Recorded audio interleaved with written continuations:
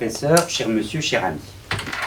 Vous avez été le précurseur de la défense de la cause animale, puisque voilà déjà 30 ans, en 1992, vous osiez prétendre au titre de docteur en axant vos recherches sur un sujet aussi futile, aurait-on pu dire alors, que l'animal. En 2015, vous obtenez partiellement raison, la catégorie des personnes et des choses reprise du droit romain et remise en cause par l'article 515-14 du Code civil. Les animaux sont des êtres doués de sensibilité. Pour autant, cette nouvelle qualification s'arrête là, puisque l'article n'ose aller plus au-delà et conclut qu'il reste soumis au régime des biens.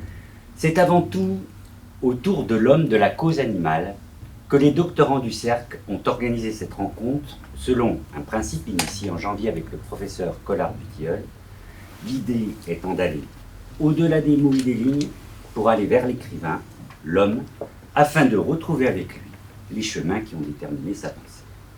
Monsieur le professeur, vous avez la simplicité d'accepter de vous prêter à ce jeu, ce dont je vous remercie vivement. J'en profite pour saluer le travail accompli par Jérôme Leborgne, docteur qualifié, Isabelle Egnaud-Grimaldi, Jade Pellegrin et Draman Diallo, qui est à vos côtés, donc doctorants en droit privé, qui vous poseront les premières questions. Pour ma part, avec vous pour ce court instant, j'ai souhaité méditer plus avant. Laissant là mes certitudes, je demandais aux animaux de m'instruire. Et c'est naturellement vers votre ouvrage, Terre des bêtes, aux éditions L'Âge d'Homme, que j'ai décidé de m'adresser. Là, j'ignore ce qui s'est passé, je n'ai pas encore reçu. Je vous substituais alors, peut-être un ancien maître, Jean de La Fontaine, lui demandant de m'éclairer sur ce lien particulier de l'homme et de la bête. Mon dévolu fut jeté sur la fable de l'homme et la couleuvre, dont il convient de rappeler le propos, sans avoir le temps de la citer entièrement, en voici quelques extraits. Un homme vit une couleuvre. « Ah, méchant, dit-il, je m'en vais faire une œuvre agréable à tout l'univers. » À ces mots, l'animal pervers, c'est le serpent que je veux dire, et non l'homme, on pourrait aisément s'y tromper. À ces mots, le serpent, se laissant attraper, est pris, mis en un sac, et ce qui fut le pire, on résolut sa mort, fut-il coupable. Mes jours sont en tes mains, dit le serpent. Tranche-les. Ta justice, c'est ton utilité, ton plaisir, ton caprice. Selon ces lois, condamne-moi, mais trouve bon qu'avec franchise, en mourant moi, je te dise que le symbole des ingrats, ce n'est pas le serpent, c'est l'homme. Ces paroles firent arrêter l'autre. Il recula d'un pas. L'homme répondit. Je pourrais décider, car ce droit m'appartient, mais rapportons-nous-en. Soit fait, dit le reptile. Une vache était là. On l'appelle. Elle vient. Le cas est proposé, c'était chose facile. Fallait-il pour cela, dit-elle, m'appeler? La couleuvre a raison, pourquoi dissimuler? Je nourris celui-ci depuis longues années. Il n'a sans mes bienfaits passé nulle journée. Tout n'est que pour lui seul. Mon lait et mes enfants le font à la maison revenir les mains pleines. Même j'ai rétabli sa santé que les ans avaient altérée, et mes peines ont pour but son plaisir ainsi que son besoin. Enfin, me voilà vieille. Il me laisse en un coin, sans herbe. S'il voulait encore me laisser paître, mais je suis attaché. Et si je pousse pour mettre un serpent, eût-il su jamais pousser si loin l'ingratitude? Adieu, j'ai dit ce que je pense. L'homme tout étonné d'une telle sentence dit au serpent. Faut-il croire ce qu'elle dit? L'homme interrogea le bœuf. La sentence fut sans appel pour l'homme. L'homme récuse le bœuf et convoque l'arbre. L'arbre étant pris pour juge, ce fut bien pis encore. Il servait de refuge contre le chaud, la pluie et la fureur des vents. Pour nous seuls, il ornait les jardins et les champs. L'ombrage n'était pas le seul bien qu'il sut faire. Il courbait sous les fruits. Cependant, pour salaire, un rustre l'abattait, c'était là son loyer. L'homme, trouvant mauvais que l'on l'eût convaincu, voulut à toute force avoir cause gagnée. « Je suis bien bon, dit-il, d'écouter ces gens-là. Du sac et du serpent, aussitôt il donna contre les murs, tant qu'il tua la bête. » On en use ainsi chez les grands. La raison les offense. Ils se mettent en tête que tout est né pour eux, quadrupèdes et gens et serpents. Si quelqu'un desserre les dents, c'est un sot, j'en conviens. Mais que faut-il donc faire? parler de loin, ou bien se taire. L'homme, cette ignominieuse figure, a pourtant été doté d'une faculté délibérative, une intelligence et une volonté dont ni la bête, ni l'arbre ne peut se glorifier. Et c'est à dessein qu'il devrait s'en servir pour faire mentir le fabuliste et défendre à la fois sa place inégalable et le principe de la vie à protéger, qu'il soit en l'animal ou dans le végétal. Mais c'est plus loin que l'outil pourrait être appliqué. Ici le fleuve, là la montagne, ailleurs l'océan. Faut-il, pour les défendre, utiliser l'outil des droits, celui de la personnalité juridique comme outil, indépendant de la personne physique, représentée par l'homme seul, puisque les personnes morales, groupements de personnes, aujourd'hui aussi groupements de biens, peuvent prétendre à ces droits, et que demain, déjà, s'annoncent les droits du cyborg ou des différentes formes de l'intelligence artificielle. Les droits sont ces droits et libertés fondamentaux, professeur, que vous analysez au cœur de la Convention européenne des droits de l'homme et des libertés fondamentales à la revue trimestrielle de droit civil. Le raisonnement est une invitation au voyage en terre de la théorie du droit. De la méthodologie aussi, car modifier les catégories juridiques conduit à modifier l'appréhension du monde, au risque peut-être, ou selon le point de vue, avec la chance peut-être, de bouleverser l'économie du monde. Je vous laisse partager votre parcours, vos idées, vos certitudes avec nos doctorants, auxquels il est bon de rappeler avec Marguerite Yourcenar que c'est avoir tort d'avoir raison trop tôt. Je vous remercie. Eh bien, c'est moi qui vous remercie, cher professeur, chers collègues.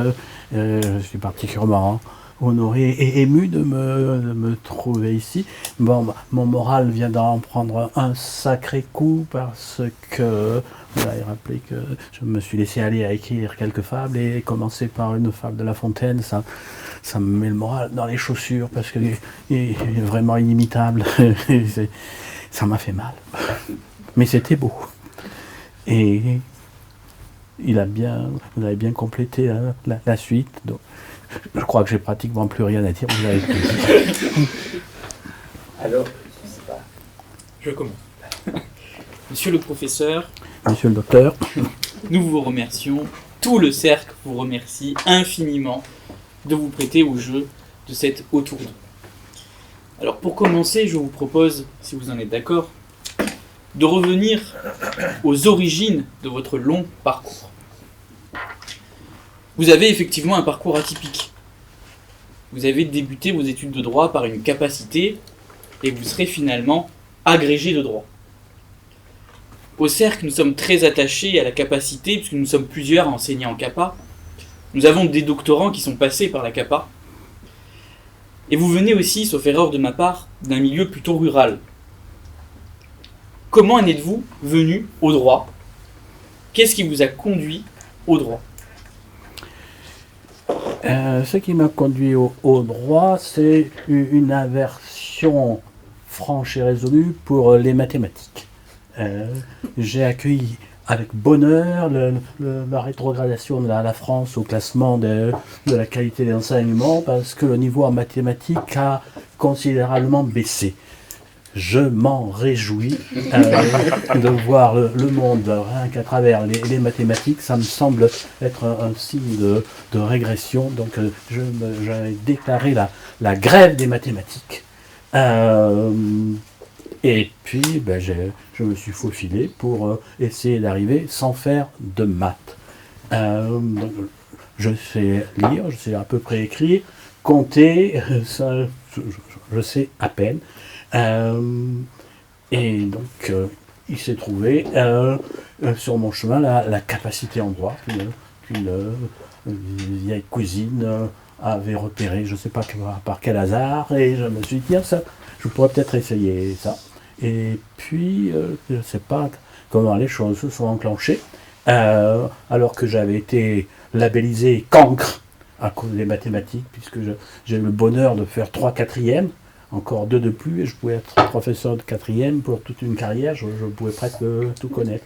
Donc, ayant été labellisé cancre, j'ai commencé à faire du droit, et je ne sais pas, ça s'est bien passé, parce que en dehors des mathématiques, quand j'étais au collège, je vous parle du siècle dernier, il y avait ce qu'on appelait à l'époque les compositions, je ne sais plus comment ça s'appelle maintenant, les contrôles. Et j'avais remarqué que les professeurs de français, d'histoire, de géographie, posaient toujours des questions dont ils avaient parlé en cours. Et moi je me disais, bon, ça, il le sait, c'est pas la peine que je lui redise. Donc j'essayais d'inventer des petites choses qui pourraient l'intéresser, Et bien c'était toujours 2 ou 3. L'effort que je faisais pour lui apporter quelque chose n'était pas récompensé. Et quand j'ai commencé à faire du droit, eh bien, il y avait un certain nombre de gammes à savoir faire, mais après je pouvais essayer d'apporter des petites choses à ma façon. Donc c'est peut-être pour ça que j'en suis arrivé là. Merci. Eh bien ça s'est bien passé. Encore quelques questions aussi. Ah. Alors justement, pourquoi avez-vous choisi d'écrire une thèse sur l'animal? Pourquoi l'animal? Sujet négligé, voire méprisé en 1992. Alors, 92, je vais apporter une petite correction historique. Je vous remercie, chers collègues, de m'avoir rajeuni, mais la thèse a été publiée en 92, mais elle a été soutenue en 1987. Et elle a commencé en 1977. Alors pourquoi? Je pense que j'étais prédestiné à ce sujet, puisque je n'ai pas appris à compter comme je vous l'ai dit, mais j'ai appris à écrire et à lire dans une petite école de la campagne limousine, dans un village qui s'appelle Bette. B-E, accent circonflexe, T-H-E. Donc, ayant appris à lire et à écrire à l'école de Bette, je ne pouvais que me diriger vers l'animal. Et bon, c'était pas le premier sujet auquel j'avais pensé quand j'étais allé voir mon futur directeur de thèse, le recteur Claude Lombois, qui avait fait lui-même sa thèse sous la direction de Jean Carbonnier. J'avais proposé quelque chose sur le corps humain. Et il m'avait dit oui, mais avez-vous lu la thèse d'Aurel David? Quelqu'un qui venait de soutenir 2 ou 3 ans. C'est la première fois que j'entendais ce nom. Non, ça partait très mal pour le sujet que je suggérais. Et j'avais susurré, me repliant sur mes bases et tout piteux, il y aurait bien l'animal. Et le doyen à l'époque, Claude Lombois, avait marqué un temps d'hésitation. Ah, pourquoi pas? Et après coup, je me suis dit que c'était à peu près le même sujet, le corps humain ou l'animal, c'était la souffrance. Et je pense que c'est à partir de là que j'ai à peu près construit tout ce que j'ai pu faire par la suite. Et ça a été relayé par un article dont je vous rabattrai les oreilles sans doute dans la matinée, de René Demogle à la notion de sujet de droit, où il y a cette phrase que j'ai toujours lue à tous les étudiants de première année à la première heure de cours, et qui a à peu près la suivante: le droit peut être une chose infiniment belle, c'est un immense syndicat de lutte contre la souffrance de tous les êtres à qui il peut être fait du mal, beaucoup de mal. Donc je suis jamais allé beaucoup plus loin, en fait, que ce soit du côté des droits animaliers ou du côté des droits de l'homme. C'était la dernière? La souffrance, ça vient de quoi alors? Pardon? En amont, c'est quand même parce que c'est soit le corps humain ou que c'est soit l'animal, il y a cette idée de souffrance, de sensibilité déjà là, et jeune. Qu'est-ce qui... Il y a eu quelque chose. Vous voulez me faire dire que j'ai beaucoup souffert? Non, mais il y a peut-être un événement qui vous a marqué, qui vous a, justement, puisque c'est un syndicat, etc., et qui vous a dit non, ça c'est tout simplement pas possible, il y a quelque chose qui ne va pas. Parce que, sans doute, par mes origines rurales, puisque je suis fils, petit-fils, arrière-petit-fils, arrière-arrière-petit-fils, tant dans la ligne paternelle que dans la ligne maternelle, d'éleveurs limousins.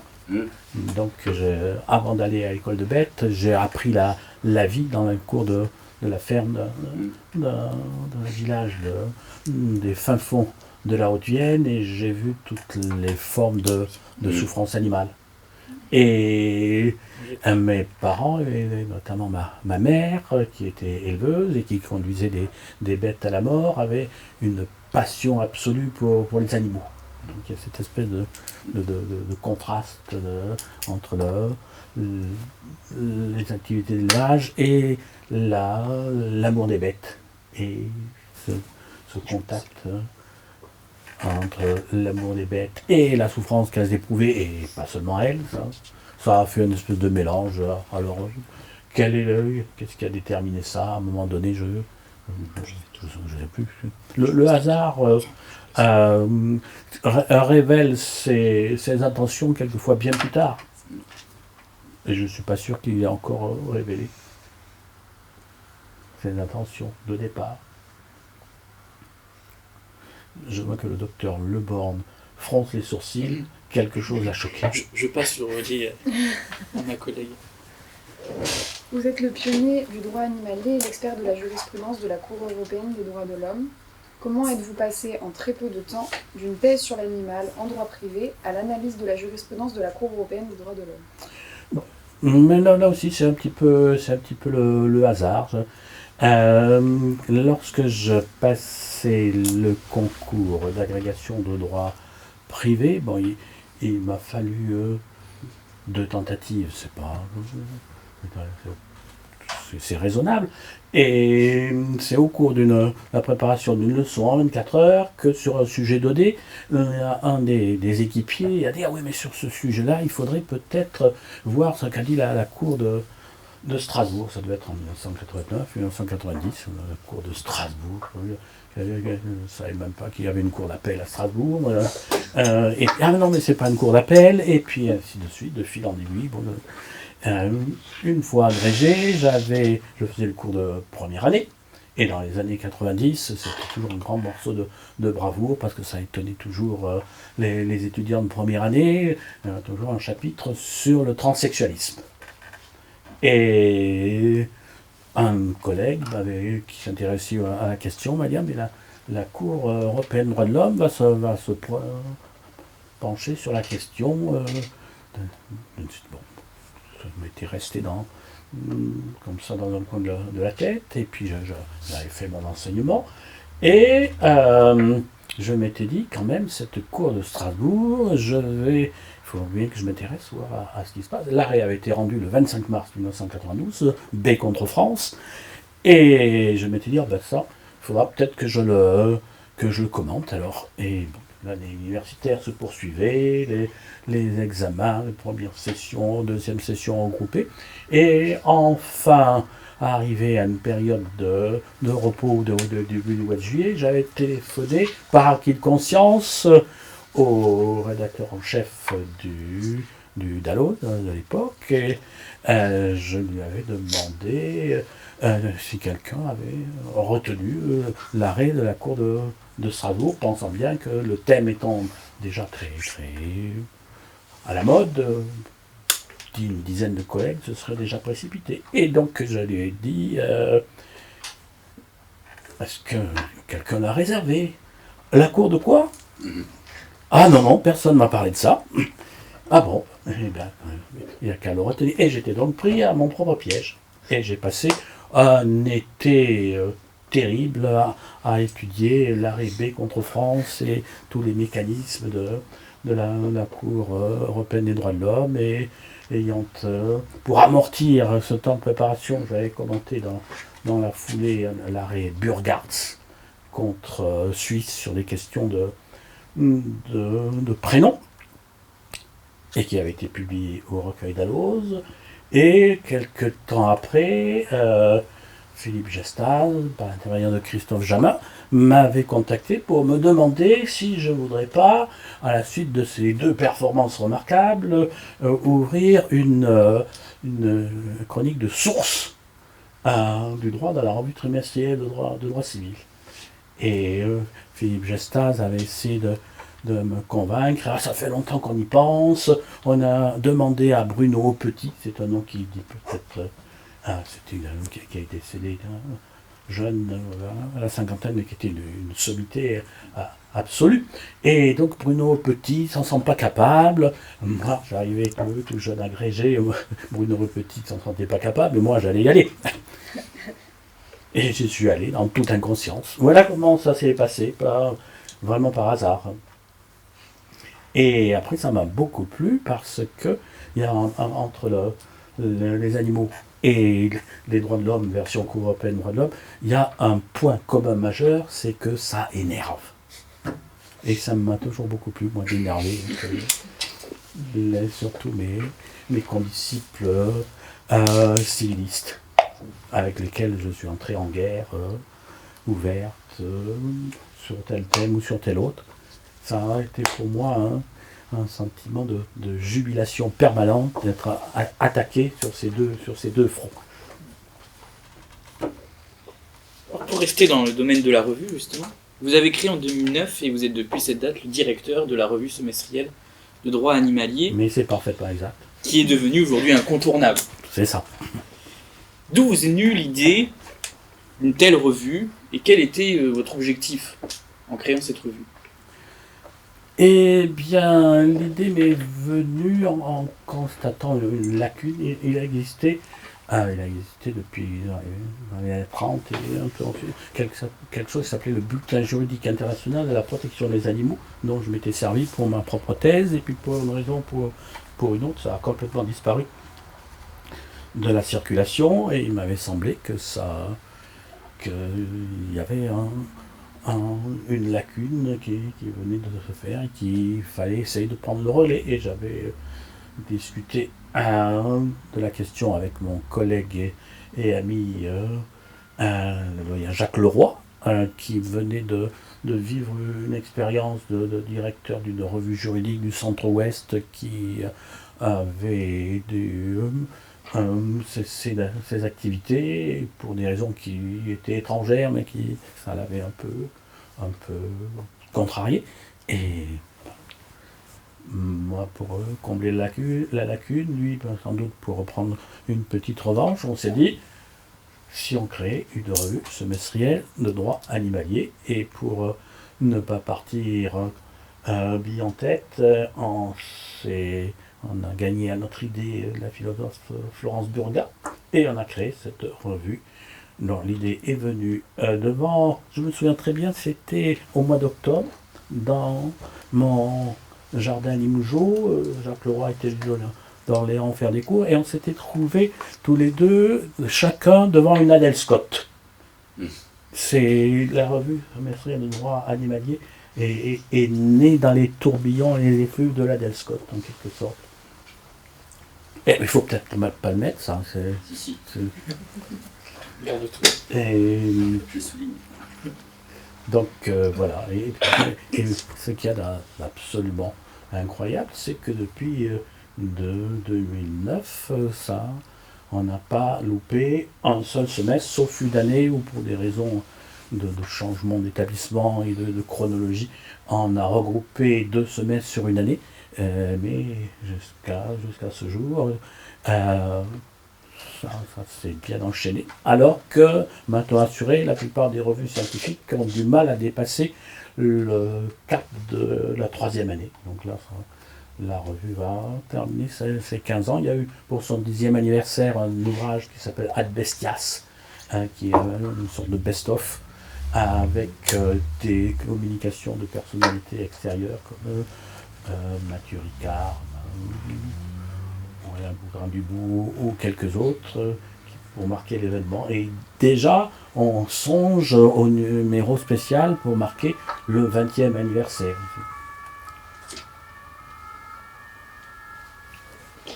J'ai bien répondu là. Je vous repose la même question, mais cette Parce fois que j'ai la réponse, mais c'est pas Bob. Alors cette fois à propos du code de l'animal. Oui. Vous avez créé, C'est ça. en 2018. Depuis la première édition, si je ne me trompe C'est pas, ça. qui fut un véritable succès. Un triomphe. C'était en rupture de stock, je crois. Alors comment avez-vous pensé ce travail de codification? Et puis peut-être de manière plus générale, que représente ce code dans l'ordre juridique? Alors, c'est pas moi qui y ai pensé. C'est Jacques Leroy. On a déjà fait pas mal de choses. Et là, il faudrait faire un code moi, je n'étais pas spécialement. J'étais pas hostile, mais je n'étais pas spécialement convaincu. Donc c'est Jacques Leroy qui a eu cette idée-là. Et on avait pris les contacts avec LexisNexis, avec la fondation 30 millions d'amis, et tout était d'accord. Et Jacques Leroy a eu un grave accident de la route. Ce qui fait que les circonstances ont fait que j'ai dû porter son idée avec 4 ou 5 collègues de Limoges, Séverine Nadeau, Lucille Boisseau-Sovinski, Émilie Chevalier, et Caroline Boyer-Capelle, et Jacques Leroy, c'était l'initiateur qu'on avait quelquefois au téléphone. Et ça s'est passé comme ça. Qu'est-ce que ça représente aujourd'hui? Je ne sais pas exactement. Bon, c'est un code privé. Hein, mais il y a d'autres codes privés qui font leur chemin. À cette occasion-là, j'avais découvert que le code administratif, c'est pas un code officiel. Le code civil, le code pénal, le code de l'environnement, le code rural, la pêche maritime, ce sont des codes officiels et bien d'autres. Et je crois que le code administratif n'en est pas un, à moins que ça ait changé récemment. Et donc il y a plein d'autres codes. L'exemplaire démonstration, c'était, qu'on nous avait remis, c'était le code de la montagne, par exemple. Il y a plein de codes privés chez les techniques LexisNexis qui regroupent de manière purement doctrinale un certain nombre de. Alors, à quoi ça peut servir? Je pense que c'est un outil qui regroupe de manière assez complète et avec des index assez précis de plus en plus au fil des éditions, à peu près tous les textes et certaines jurisprudences relatives aux animaux, même si l'exhaustivité en ce domaine-là n'est pas un objectif. Hein. À peine une édition est-elle terminée que la première discussion qu'on entreprend par hasard avec un militant associatif, un collègue, ah mais j'ai cherché, j'ai pas trouvé. Ah mince, mais il y a toujours un petit quelque chose à quoi on avait pensé, on n'avait pas pensé, ou des choses nouvelles qu'on ne pouvait pas intégrer, mais même des choses qui existaient déjà et qu'on n'avait pas vues parce qu'il y a, surtout du côté du droit de l'Union européenne, il y a quand même un paquet de règlements, de directives, et puis du côté des arrêtés ministériels qui changent tous les mois, département par département, c'est pas facile. Je crois que ça peut avoir une utilité pratique, pour ceux qui s'intéressent d'un point de vue doctrinal au droit animalier, ça peut être utile pour les associations, et ça devrait être utile pour les commissariats et les gendarmeries dans lesquels il y a désormais un référent en matière animalière, et la Fondation 30 millions d'amis qui est un partenaire privilégié, a passé commande de je ne sais pas combien d'exemplaires pour en envoyer un dans chaque gendarmerie ou dans chaque commissariat, un référent. Donc, sans avoir encore jamais été mis en examen, je m'attends à être invité dans toutes les gendarmeries, tous les commissariats référents. Il y a des textes qui risquent de disparaître, hein, la responsabilité du fait des animaux. Et puis oui. Mais c'est pas encore fait. Non. Ah, que Dieu soit loué. Oui, il y a des textes qui disparaissent. Qu'est-ce que vous en pensez de ça, justement, de cette négligence envers les animaux dans la réforme, dans les propositions de réforme? J'en pense beaucoup de mal, Oui.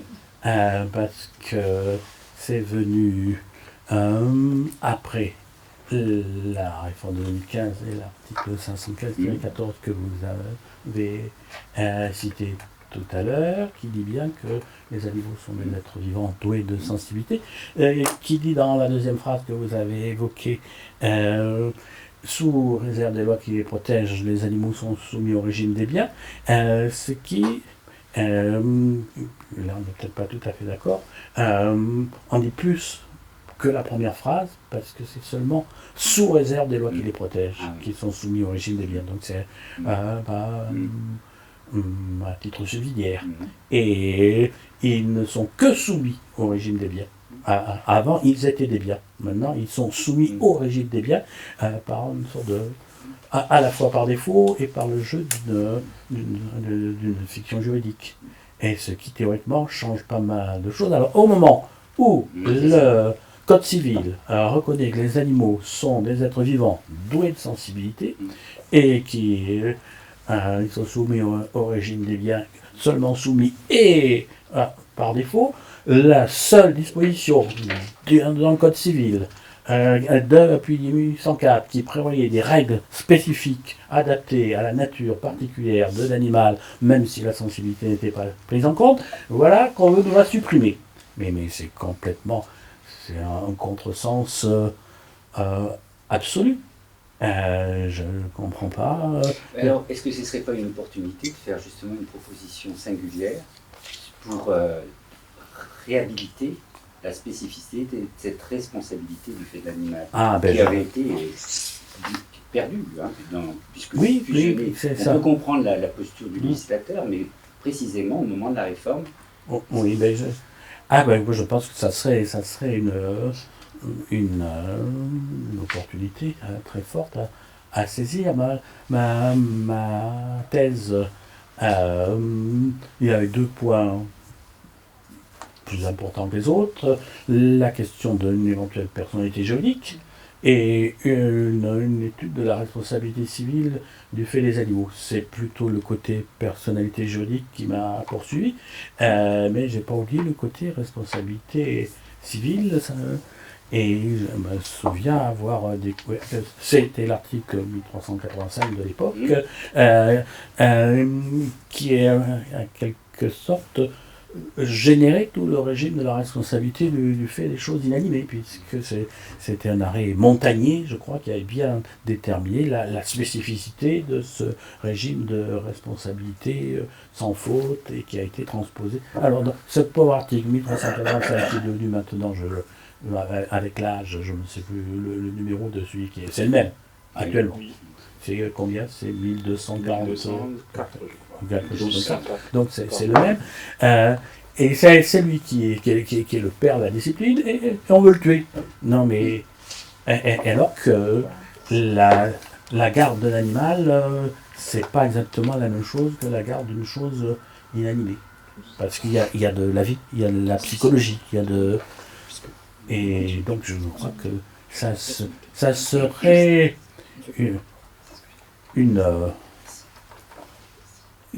un manque de cohérence, ou alors une sorte d'agression délibérée contre le droit animalier. Je ne vois pas ce que ça pourrait.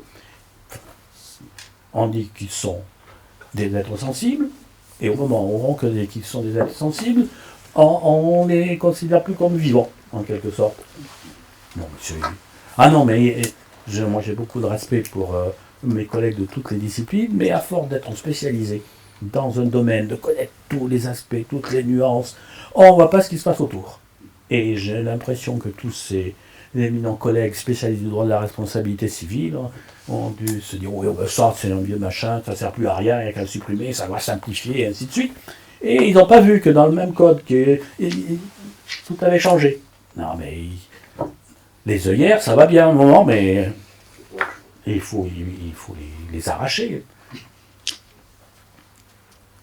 Est-ce que je me suis suffisamment énervé là? Ah non, mais j'ai déjà assez d'ennemis du côté des civilistes, mais là, il va falloir que je me fasse de nouveaux ennemis du côté des spécialistes de la responsabilité civile. Bon, il y en a qui sont un peu les mêmes, je vois bien que... Mais ça va plus, quoi. Donc pour poursuivre sur la personnalité animale, oui. Vous militez pour la reconnaissance d'une personnalité technique calquée sur le modèle de la personne morale. Et donc pour poursuivre sur cette idée, pensez-vous que l'animal soit doté et tenu d'obligations sur son modèle? Eh bien, la question est bien... Les vôtres étaient bien aussi, hein, mais celle-là, elle est particulièrement passionnante parce que on est au cœur des questions de personnification juridique des animaux qui est à l'œuvre pas seulement en France, mais il y a notamment en Amérique du Nord un avocat universitaire qui s'appelle Stephen Wise, qui est le président d'une association qui s'appelle Non-Human Rights Project, qui a milité et plaidé devant toute une série de juridictions nord-américaines pour faire reconnaître la qualité de personnes juridiques non humaines, bénéficiaires des droits attachés à l'habeas corpus pour des éléphants, l'éléphant Happy, et pour des grands singes, Tommy et quelques autres. Et l'année dernière, il a, je crois, définitivement échoué à faire reconnaître la personnalité juridique pour ces animaux supérieurs, parce qu'on lui a dit qu'on n'a aucune objection à reconnaître la personnalité juridique à des animaux et à leur donner des droits, mais qu'on ne savait pas comment faire pour leur conférer des droits sans leur imposer des obligations. Eh bien, je prétends qu'une personnalité juridique technique, et même pas seulement technique, peut très bien se concevoir en conférant des droits sans imposer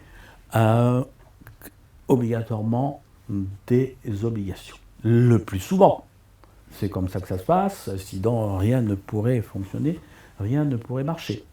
Mais on peut, en droit français en tout cas, parfaitement dissocier les droits des obligations, parce qu'on voit bien quelle est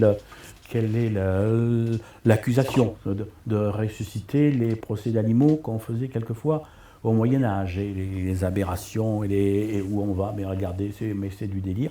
Et c'est pas du délire. Il y a des cas dans lesquels on peut parfaitement dissocier les droits des obligations. C'est même ce qu'on apprend au premier trimestre de première année quand on enseigne le droit des personnes.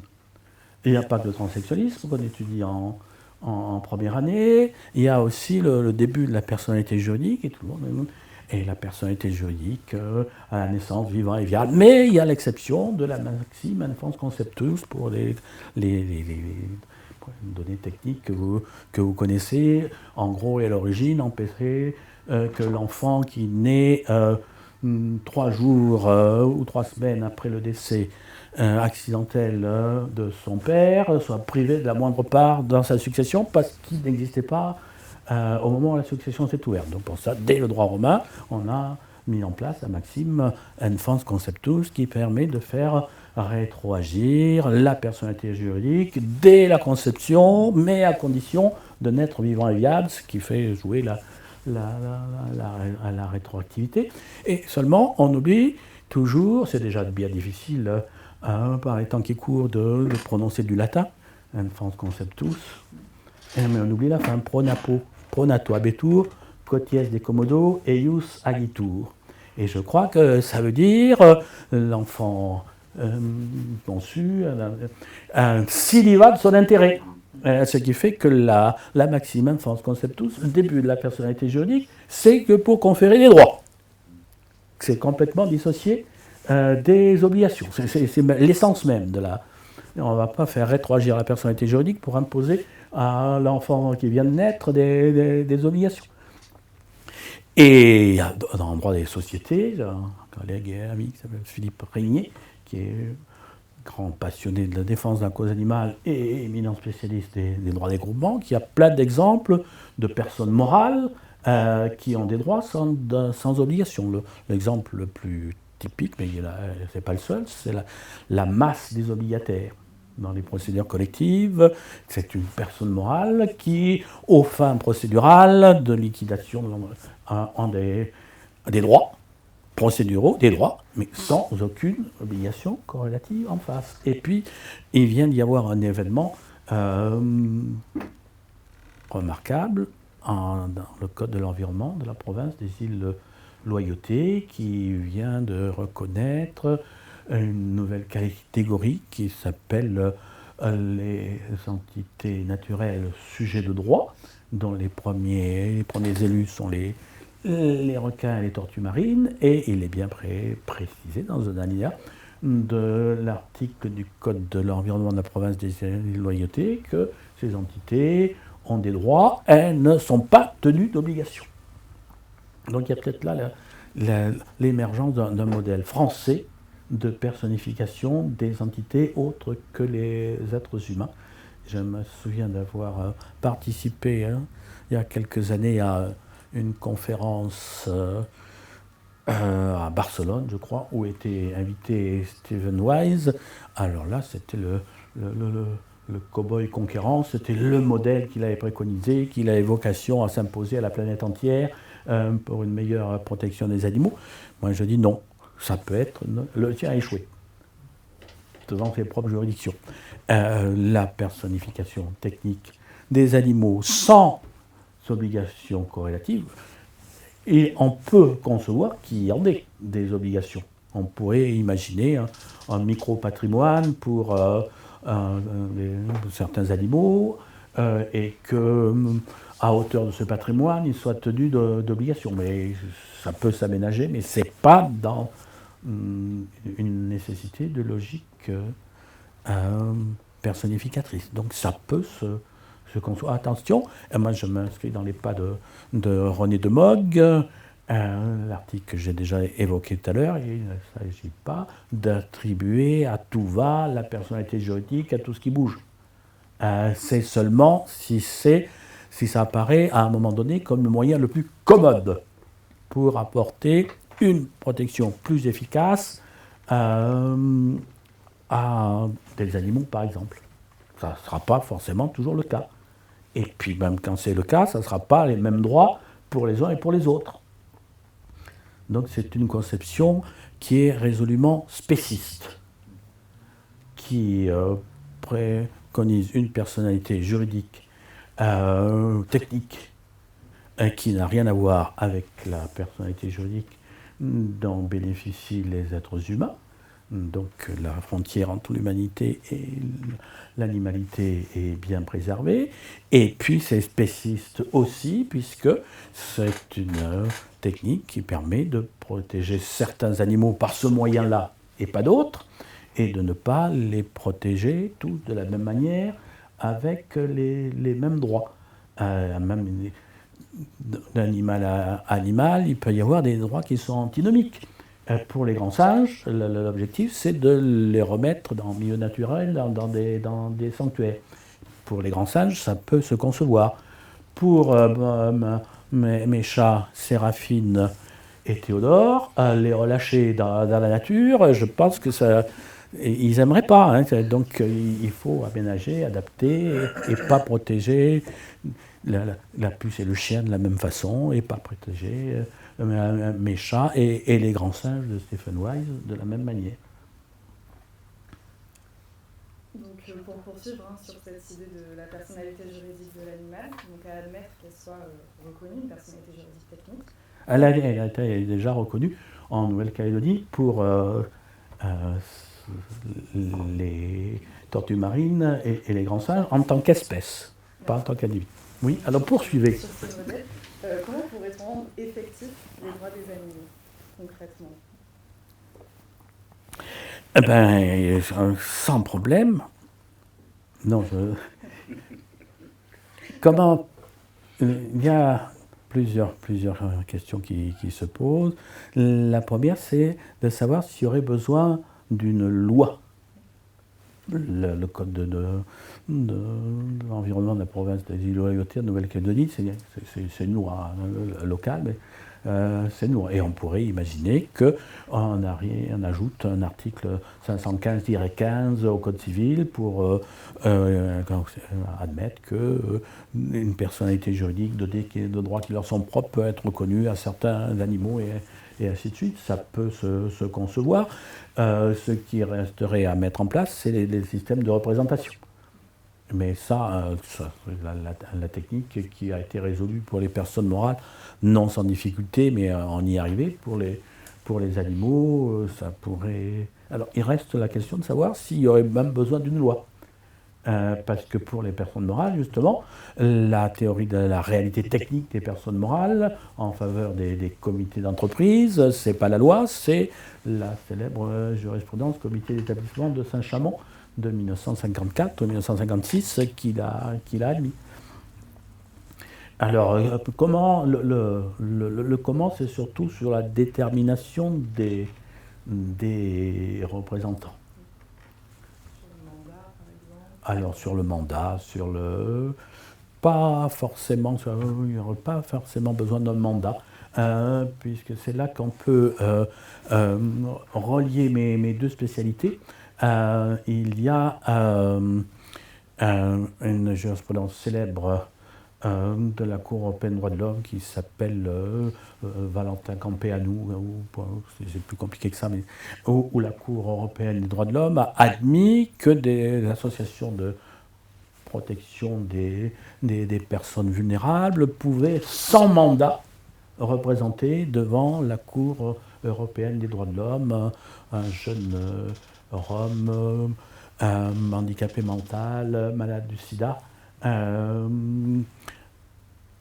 et qui n'avait pu pas donner mandat à qui que ce soit. Eh bien, la Cour européenne des droits de l'homme a admis que cette association pouvait la représenter. Donc on n'est pas forcément obligé de passer par la technique du mandat. D'accord. Concernant donc, la reconnaissance de la personnalité animale, pensez-vous qu'il soit nécessaire d'adapter la formation des juges?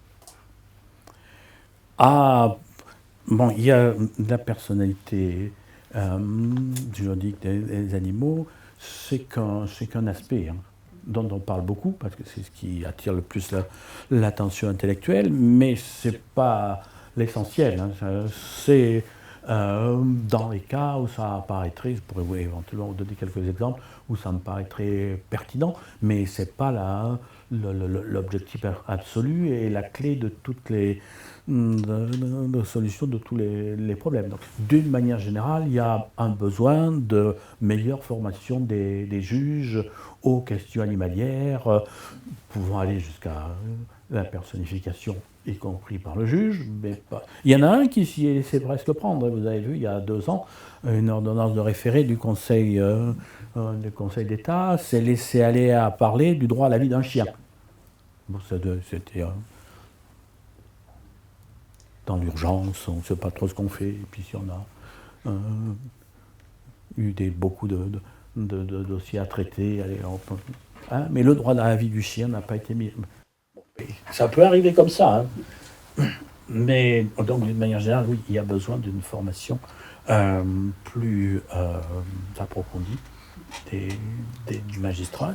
Il y a des formations à l'ENM en droit animalier, j'y avais participé pendant quelques années, puis maintenant je crois que ça se refait, mais je crois qu'il y a une nouvelle formation, ça peut intéresser le professeur Oudou, il y a une nouvelle formation en droit animalier qui a été confiée, je crois, à une avocate qui met un point d'honneur à ce qu'aucun universitaire participe à la formation. Je crois, mais ça c'est enregistré, ça. Bien. Super. Au plan social maintenant, pensez-vous qu'il soit nécessaire de créer un nouveau système de protection sociale dédié à l'animal, une forme de sécurité sociale par exemple? Ouais, ça se voit, ça s'imagine. Il y a déjà un certain nombre de techniques d'assurance. Alors si vous parlez d'une 5e ou 6e branche, peut-être pas, mais qui est des moyens, des techniques à envisager, à aménager.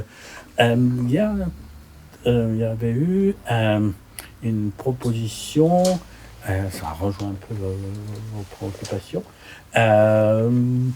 de transposer pour la protection des animaux le mandat de, je ne sais plus comment ça s'appelle exactement, de protection future qu'on a emprunté au Québec il y a quelques années, permet de faire une déclaration qui mettra en place plus vite que on peut mettre en place une tutelle ou une curatelle sur avis de deux médecins quand le moment est venu pour prendre des décisions à la place d'une personne âgée et déclinante. Et donc on avait essayé de transposer ça pour mieux protéger les animaux des personnes âgées, catégorie magistrale à laquelle elles appartiennent désormais. Et ça avait été adopté en première lecture par l'Assemblée nationale au moment de du vote de la loi d'Ombreval du 30 novembre 2021. Et ça avait été retoqué par le Sénat, comme on dit, mais l'idée est là, et c'est pas tout à fait votre... Mais c'est bien en relation avec votre question, l'avenir des bêtes.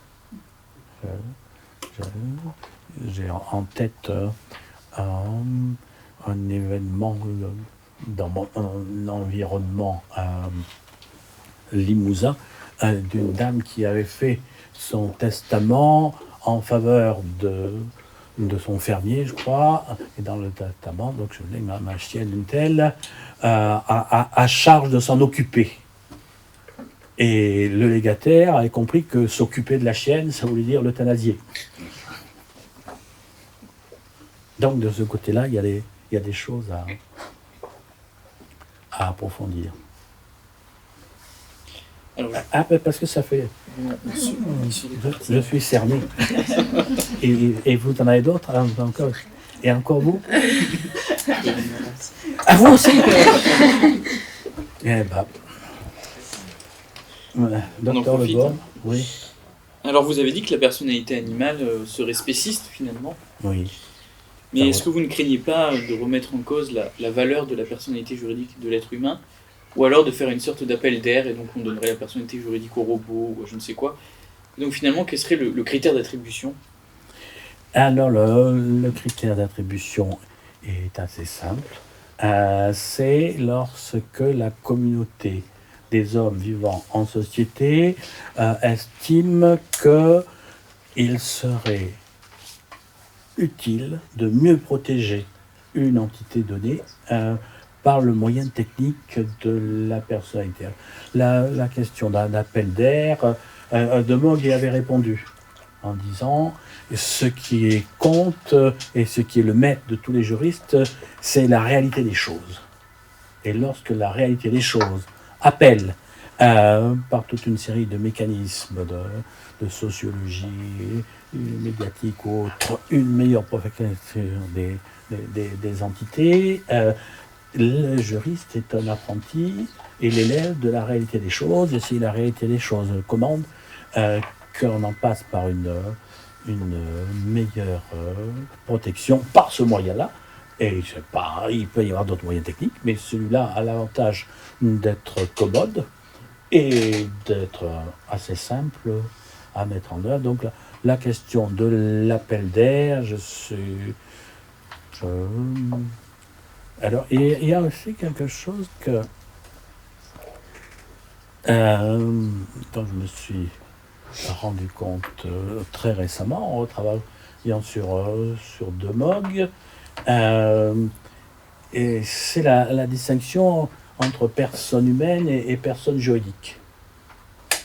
L'être humain a la personnalité juridique à partir de la naissance vivant et viable. Mais une personne humaine à partir de quand? Pour les animaux, par exemple, on pourrait dire ah oui, mais on ne peut pas dire que ce soit vraiment une personne. Mais alors si ce n'est pas une personne, il faut dire, c'est ce qu'avait proposé à une époque Grégoire Loiseau, il ne faut pas dire que les personnes morales sont des personnes.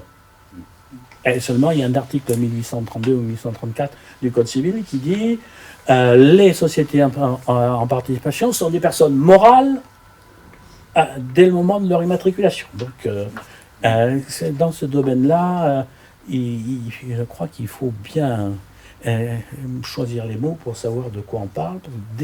D'abord, quand on dit personne, c'est pas du tout la même chose pour un juriste ou pour un philosophe.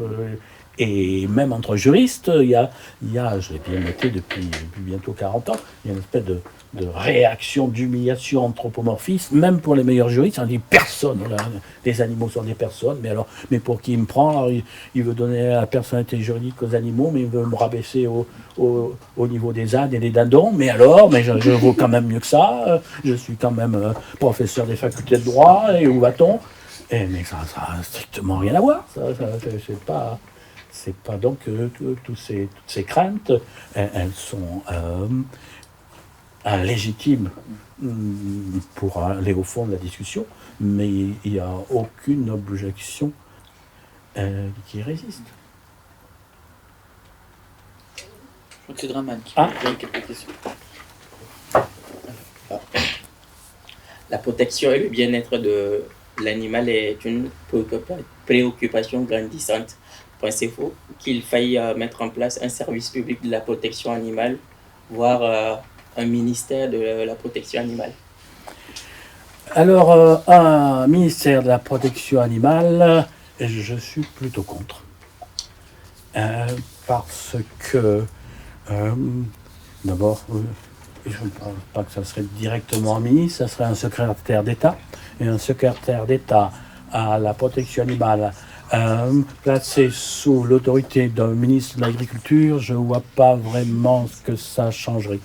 Moi, je suis plutôt sur la ligne de Robert Badinter qui proposerait l'institution d'un défenseur des animaux sur le modèle du défenseur des droits, une autorité administrative indépendante et indépendante des gouvernements et qui n'est pas à la merci des fluctuations politiques et gouvernementales. Et il peut y avoir, vous prenez la liste des ministères ou des secrétariats d'État à ceci ou à cela, qui ont défilé depuis les origines de la Ve République. Vous verrez le secrétaire d'État aux droits des femmes, par exemple. Quelquefois il y en a eu, quelquefois c'était un ministère, quelquefois c'était un secrétariat d'État, après c'était rien du tout. Donc il n'y a aucune garantie de pérennité, de stabilité. Un défenseur des animaux, que vous pourrez rattacher à l'idée de service public de la protection des animaux, ça, oui, un ministère. Oh, bon, symboliquement, ça aurait quand même une portée, un secrétariat d'État à la protection des animaux. Il y a beaucoup d'associations de protection des animaux qui verraient une victoire. Mais ça serait une espèce de faux fuyant médiatique qui... Bon, on annoncerait demain qu'il y a un secrétaire d'État à la condition animale qui vient d'être nommé. Je ne dirais pas le scandale, il n'aurait jamais fallu faire ça. Si c'est une étape vers un défenseur des droits, pourquoi pas. Mais vous en avez une autre de question. Et maintenant, après... Ah, oui, et vous avez co-dirigé avec le professeur Olivier Dubos un ouvrage intitulé « Les animaux et les droits européens, au-delà de la distinction entre les hommes et les choses », publié aux éditions Pédone en 2009. C'est ça. Duquel il résulte une acquaintance qui se traduit par une protection européenne de l'animal. Pensez-vous qu'un jour on puisse assister à la création d'un véritable droit européen de l'animal ou un droit animalier européen? Mais je crois qu'il est déjà largement en place, parce qu'il y a toute une série de directives, notamment la directive de 2010 sur les animaux soumis aux expériences scientifiques. Il y a l'article 13 du traité sur le fonctionnement de l'Union européenne qui dit très précisément que l'Union et les États qui mettent en œuvre le droit de l'Union dans toute une série de domaines, presque tous, doivent tenir compte du bien-être des animaux considérés comme des êtres sensibles, je crois que ça y est, sous réserve du respect des traditions culturelles, religieuses et ainsi de suite. Mais même de ce point de vue-là, il faut tenir compte du travail ou des avancées remarquables réalisées par la Cour de justice de l'Union européenne au cours des 5 dernières années. Il y a eu au moins 3 arrêts majeurs, un qui concerne le label bio à des bêtes qui ont qui ont été soumises à l'abattage rituel, la Cour de justice de l'Union européenne a bien considéré qu'on pouvait tout à fait refuser le label bio à des bêtes qui ont été sacrifiées par la méthode kasher ou halal. Vous avez un arrêt qui est pratiquement venu à bout des chasses traditionnelles, même s'il y a encore quelques soubresauts, en disant que alors c'est plus en raison du manque de sélectivité des animaux attrapés que la protection du bien-être, mais c'est quand même pas mal. Et puis vous avez l'arrêt qui concerne la Belgique sur l'interdiction en Belgique, alors je ne sais pas si c'est en Flandre ou en Wallonie ou peut-être les deux, donc qui interdit l'abattage sans étourdissement préalable. Et c'est quand même alors ça ne veut pas dire que les États sont obligés d'interdire l'abattage rituel. Ça veut dire que les États qui l'interdisent, comme l'a fait la Belgique, peuvent le faire sans contrevenir aux exigences du droit européen, et notamment de l'article 13 précédemment évoqué. Et il y a quelque chose d'important qui est en train de se passer, c'est que compte tenu de cette décision de la Cour de justice de l'Union européenne, la Cour constitutionnelle belge lui a emboîté le pas, mais l'association israélite qui avait porté l'affaire devant la Cour de justice de l'Union européenne a saisi la Cour européenne des droits de l'homme, laquelle doit se prononcer. J'aurais cru comprendre qu'elle devait rendre son arrêt avant la fin de l'année 2023, donc il reste une semaine ou 15 jours, sinon ça sera début 2024. Et là, on verra bien ce que la Cour européenne des droits de l'homme dira entre la protection du bien-être animal rattaché au droit à la liberté d'expression ou au droit au respect de la vie privée des défenseurs des animaux et la liberté de religion. On va bien voir quel équilibre elle va trouver. Ce qui fait que, parce que le droit européen, il y en a deux en quelque sorte, le droit de l'Union européenne et le droit du Conseil de l'Europe, étant entendu que le droit du Conseil de l'Europe n'est pas hiérarchiquement supérieur, mais on le voit dans cette affaire d'abattage rituel, c'est lui qui a le dernier mot, ce qui est quand même un avantage stratégique. Alors, la Cour de justice de l'Union européenne a réalisé un certain nombre d'avancées animalières et elle a des textes qui s'y prêtent. La Cour européenne des droits de l'homme, qui n'a pas de texte qui s'y prête expressément, mais il y a un dynamisme interprétatif tel que ça peut être étendu à d'autres domaines dont il n'est pas question dans la Convention, par exemple le droit de l'environnement, en matière animalière, ça peut se concevoir aussi. Alors là, on est dans une période où on retient presque son souffle. Est-ce que la Cour européenne des droits de l'homme va être aussi progressiste sur cette question-là que l'a été la Cour de justice de l'Union européenne? Étant entendu que ce qu'a dit la Cour de justice de l'Union européenne, ça n'est en aucune manière une agression envers les deux principales religions qui prônent l'abattage rituel. Mais quels ont été les arguments pour interdire ce label bio pour les... Parce que j'arrive pas à comprendre pourquoi il y a eu cette interdiction de labelliser le bio pour un abattage. Je crois que c'est au nom du respect du bien-être des animaux. On peut pas on peut ne pas délivrer le label bio à des animaux qui ont souffert dans de pareilles conditions au moment de leur mise à mort. Sur ces questions-là, c'est dans la revue semestrielle de droit animalier, il y avait eu un article d'une chercheuse en éthologie qui avait passé 6 mois ou un an dans les abattoirs pour observer le comportement, les réactions des animaux au moment du sacrifice rituel. J'ai pas pu aller au bout de la 3e page. Et c'est quelque chose d'incroyable. J'ai une petite anecdote personnelle à raconter, une expérience à la fois personnelle et professionnelle. J'ai dirigé pas mal de thèses, et notamment la thèse d'un étudiant désormais docteur d'origine sénégalaise qui a été agréé par les autorités religieuses pour procéder au sacrifice rituel des moutons.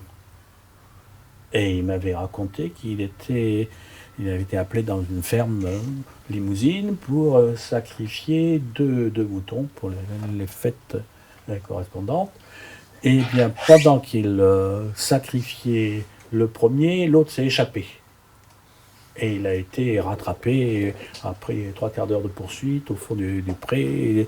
Et bien il m'a raconté que pour sacrifier le second, qui avait compris ce qui se passait, ça a été, et je crois qu'il a abandonné. Donc, et on avait dans ce colloque justement, il y avait l'imam de Bordeaux qui avait fait une intervention, et il était apparu que la religion israélite était beaucoup plus conservatrice sur ces questions-là que ne l'est la religion musulmane. Parce que l'idée, ça apparaît très bien dans un arrêt de la Cour européenne des droits de l'homme, Shalom V. Tedesque, je crois de 2001 ou 2002, où il y a un rappel historique, et l'abattage rituel, c'est au nom du respect de l'animal, qui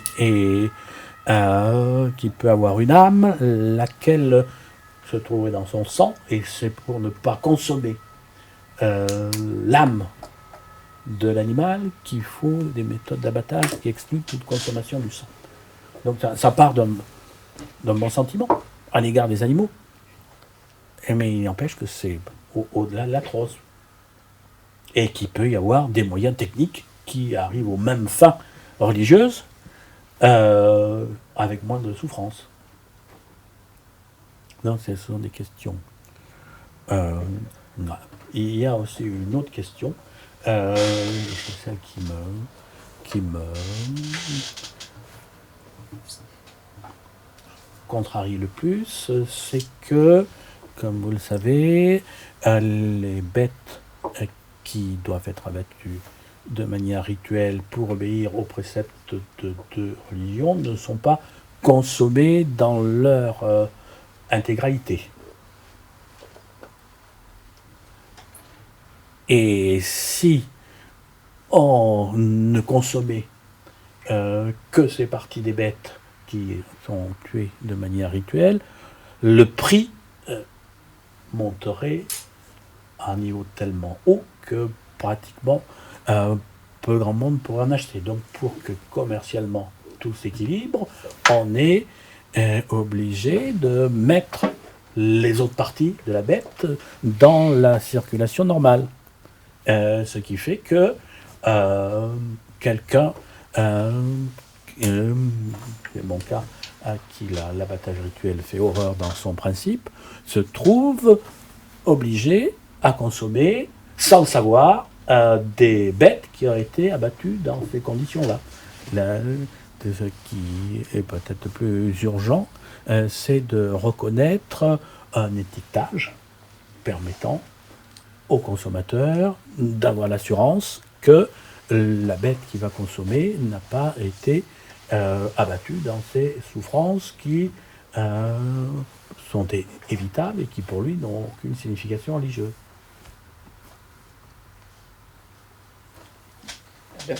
Selon vous, quels sont les futurs enjeux de la protection animale et quel serait le droit animalier de demain?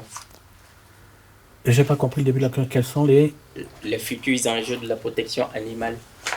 Ouais, je sais pas.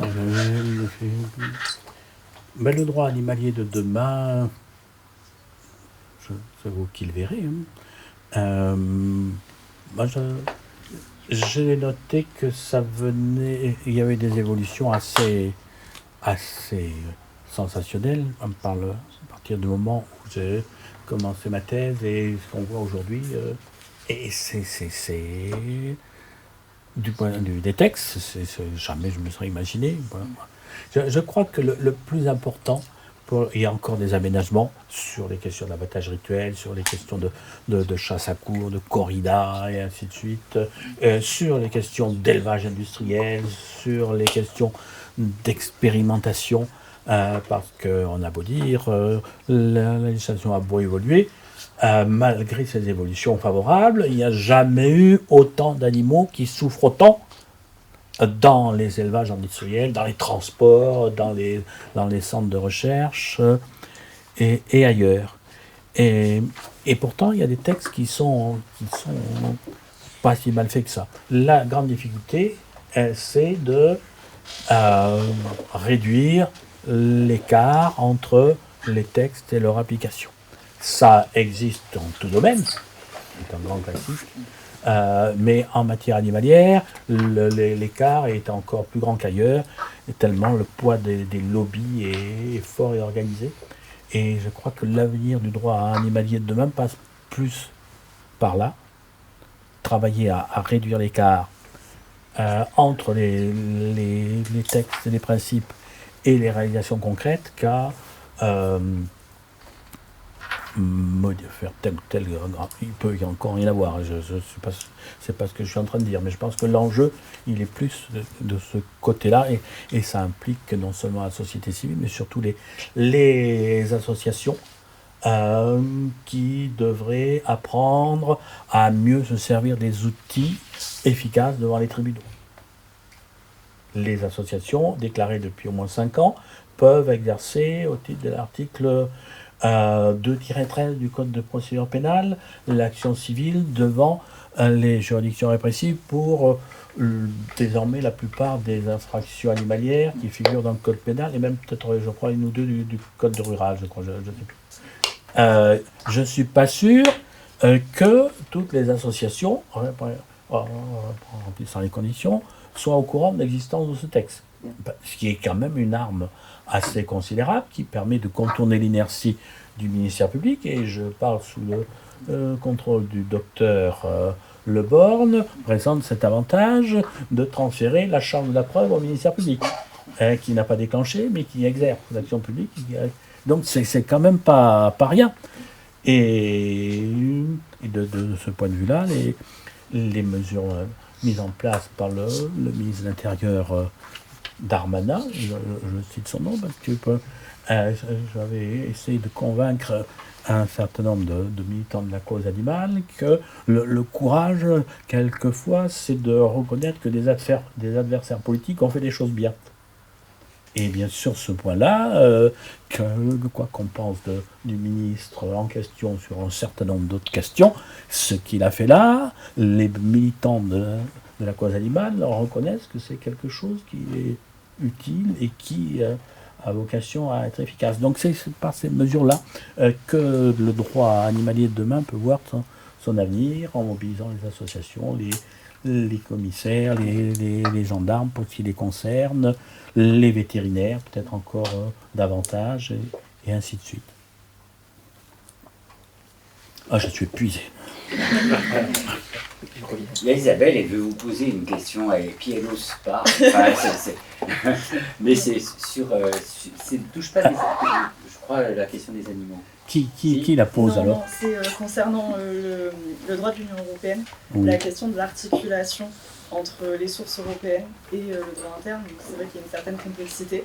Est-ce que vous pensez que cette complexité peut faire l'objet, par exemple, d'une instrumentalisation par les juges du fond?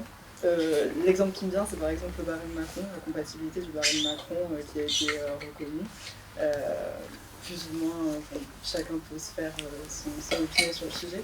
Mais voilà, c'était sur cette notion-là de complexité. Alors, pour le droit de l'Union européenne, il vaut mieux faire appel à la directrice de mon centre de recherche, Claire Vial, qui est spécialiste de droit de l'Union européenne, ou à mon ami Olivier Dubos, que vous venez d'évoquer. Je connais bien entendu un certain nombre de règles de droit de l'Union européenne. Je viens de parler de l'article 13 de la directive, mais ce n'est pas mon domaine de spécialité. La question de la complexité, de l'articulation, j'ai dit quelque chose, là je vois qu'il y a des gens qui sont... J'ai choqué. C'est pas lié à personne, mais c'est purement technique. Oui, donc les questions d'articulation entre le droit international en général, le droit de l'Union, le droit européen des droits de l'homme et le droit interne, c'est une question qui est finalement au cœur de l'actualité politique, puisque j'ai bien pu comprendre qu'il y a un certain nombre de gens qui voudraient revenir sur l'article 55 de la Constitution qui prévoit la primauté des traités dûment ratifiés sur le droit interne. Donc